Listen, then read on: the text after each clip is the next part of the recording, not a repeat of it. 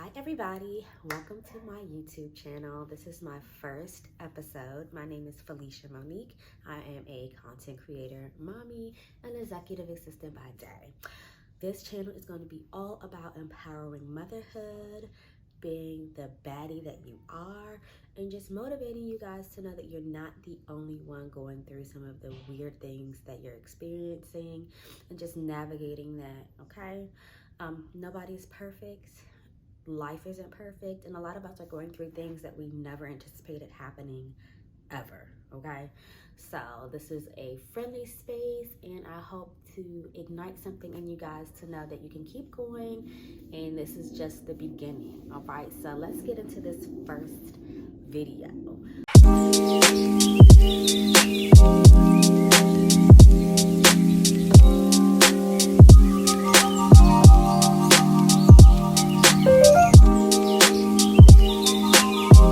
Also, before I get into this video, don't forget to like, comment, and subscribe. Be sure to follow me on Instagram as well as on TikTok, where I always share motivating tips to be the best mother you can be. I also have a group that's called Moms Are Baddies Too. Today's video is all about being a single mom and knowing that it's okay. It is okay to be a single mom. Say it. It is okay to be a single mom. So there are so many different types of single mothers. There are divorced moms. There are moms who became single parents after sexual assault or rape. There are single moms who are married and feel like they're alone. There are single moms who got into relationships with people and they did not work out. It's okay. Whatever your situation is, doesn't matter. It's okay. There's this huge stigma going around the world that we are used. Nobody's gonna want us. We're not gonna be able to raise our children effectively or proactively. They won't be able to become great adults. They're gonna be traumatized. They're gonna be having issues establishing relationships outside of us. And I feel like while some of those things may occur, they also happen in two-parent households. At the end of the day, our job is to do the best thing that we can do while raising our children. It has nothing to do with what society places on us. Recently, there was a gentleman by the name of Jason Whitlock, after the Tyre Nichols beating by the police, who said that that incident looked like a bunch of gangbangers who were raised by single moms. What? Specifically Black single mothers. And let's talk about that. Number one, there are probably more single white moms in America than there are Black moms, just because of the amount of white people in this country, right? And this isn't a race thing, but let's just break it down into reality. We are what the media says that we are, but we're really not, okay? It does not matter how many white single moms there are, how many Black single moms there are. At the end of the day, the media paints Black single moms as the people who raise violent children, violent adults, people who become incompetent, people who commit crime. But it goes back to history to say that's what they want people to believe. It's not true. So we are not going to fall into believing what the media says about single motherhood, whether you're Black, white, Asian, Latina, whatever. Be the best person you can be. And there are so many people in marriages who are unhappy, in relationships that are not healthy, staying there for the children. Get out. Stop doing things and staying in places where you are unhappy because you think that it's going to make your children a better person.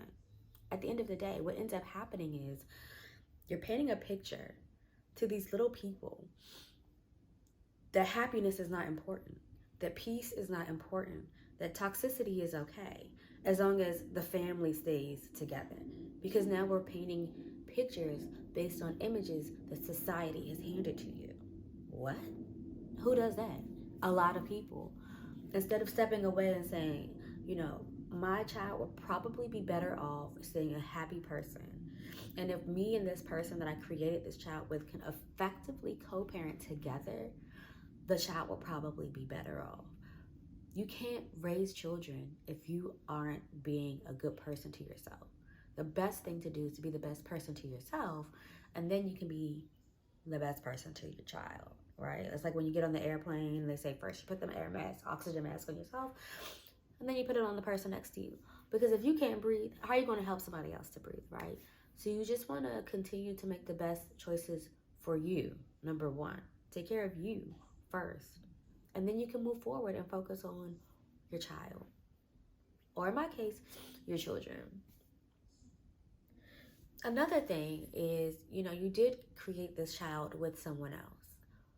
We talk a lot about single mothers and single motherhood, but we never talk about the fathers in these situations. We never say, well, why are we so disappointed with the moms? Why are we so disappointed with the mothers who decided to raise the children? Why are we not disappointed in the men that assisted with the mom becoming a single mom? And there are some good fathers out there who are assisting the single mom. So, there's so many different types of relationships that we can't put them all into one basket. There are single moms who have single dads who co-parent with them. Great. And it's a great relationship and the child sees that. But there are some single mothers who are single mothers because the father decided to leave. Or when the mother decided that she didn't want to have a relationship with him, his relationship with the children changed. So we have to stop placing the blame on ourselves when sometimes it's not even your fault that you're in the situation that you're in. Or in certain instances, the father may not be fit. So if the father is not fit to be in your child's life, are you willing to sacrifice your child to be in a situation that may not, again, be healthy, that may be toxic, that may be unsafe, that may have so many other different negative connotations with it, right? And you're just like, well, she needs her father. At what point do we decide? Most of the time, the mom is the leader in the parenting situation. At what point do we decide, hey, you know what? I'm going to make this decision for my child. Later on as an adult, maybe they can develop a relationship, or maybe in a few months or a few years when the dad is in a better situation, then we can revisit this. So sometimes it's not the mother's fault. Sometimes fathers are just not fit. You also have to learn how to just love yourself. Love who you are. Baby girl, you created a beautiful being. And for some of us, we created multiple beautiful beings. Why are you so hard on yourself? Why are you not forgiving yourself for any of the things that you felt like you did wrong in the past? Today is a new day. Yesterday is gone. Forget that. Forget all the BS from yesterday. Today, you can just be like, you know what? I don't have no man. I'm working my tail off. And maybe the kids are all over the place. Their socks don't match. Homework, what is that? There's too much of it when I have my own professional life going on. I'm an entrepreneur, or, I work a 9 to 5, or there's so many different things that you could be worried about. But today, stop worrying. Like, give that to something else. If you have faith, give it to God to worry about. You just step in and do your part. God will fill in the gaps most of the time. If you're spiritual, you have to have faith in knowing that you are doing the best that you can do and love yourself. So what does loving yourself really look like as a single parent? It means taking time to do things that you enjoy. You have a hobby, do that. You don't have a hobby, find one. Find something that is specifically just for you. If you don't have a hobby, sometimes your mind becomes so idle and so focused on the negative things, you can't even worry about yourself. You're so worried about the past. You're so worried about being a good mom. You're so worried about the things that you forgot. You're so worried about your bills not being paid. You're so worried about how you look. You're so worried about your hair. Oh my God, I'm overweight. Oh my God, like, I'm late for dropping him off at football. Oh my God, I can't afford to sign him up for football. Like, daycare is kicking my butt. There are so many things that you're worried about. Oh my God, I don't have a man. Now I don't have time to find a man. You need to stop. And you need to find something that is specifically for you. Even if the kids just have to go to the living room, or the kids go to your parents' house or their auntie's house, or someone that you found that can support you, and you just say, today I'm going to love me.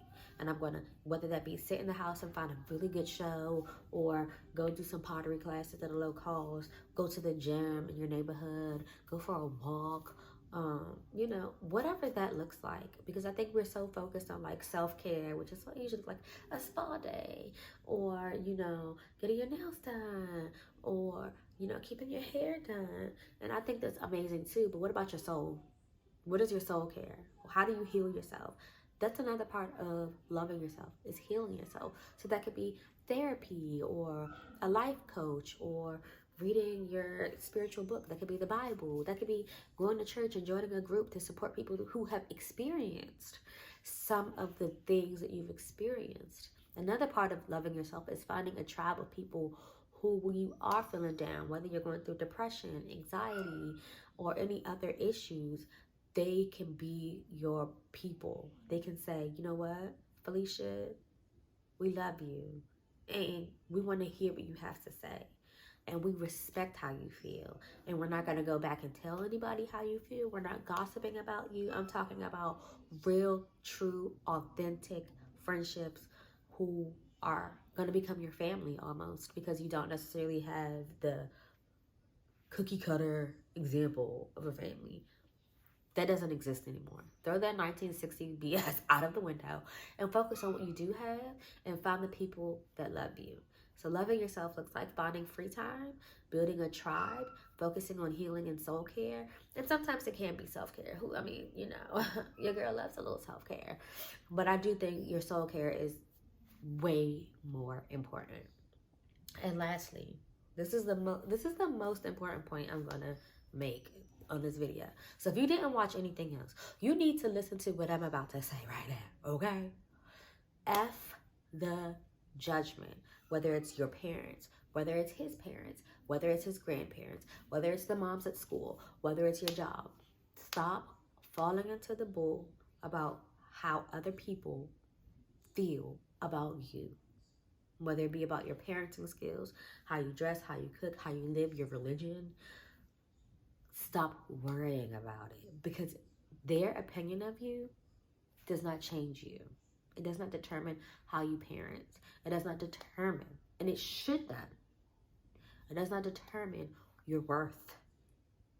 And that's a major key in being able to survive as a single parent. Find your worth outside of somebody else's value of you, somebody else's opinion of you. It's not going to change you. Some people are really just acting. A lot of the stuff, people are just playing a role. Some people show up at work acting like they're happy with their family and their marriage. It's an act. We're all here sometimes playing a role. So stop worrying about someone else's opinion of you and raise up how you feel about yourself.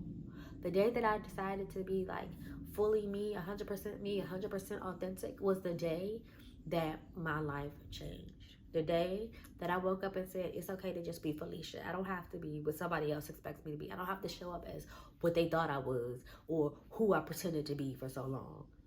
So if you just wake up, clear the air about who somebody else said you should be, or how you should be, or who your mama thought you was going to be. F the judgment. Be yourself. Love yourself. Anyway, you guys, thank you so much for watching this video. Don't forget to like, comment, and subscribe. And I hope you guys will be back for the next one. Okay, bye.